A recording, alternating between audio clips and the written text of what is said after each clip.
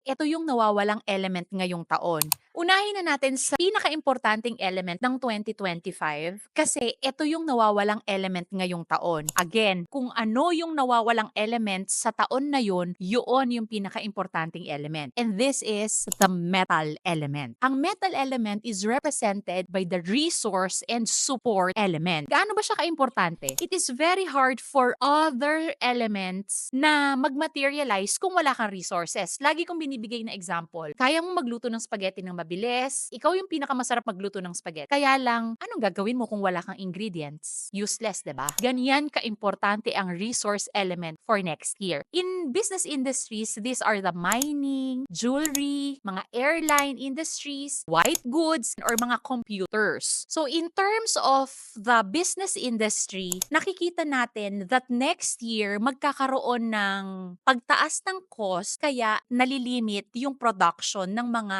industriya na to. Another is sobrang competitive ng market ngayon ng mga metal industries. Like for example, the jewelry business na parang left and right na yung mga nagbebenta ng mga alahas na pababaan na ng presyo. Pero nakikita natin natataas yung demand niya by the second half of the year. Actually, ang resource element, madali siyang makorek in a way na you will invite a lot of metal energies in your life kung good element mo siya. We will talk about the other four elements in the next videos.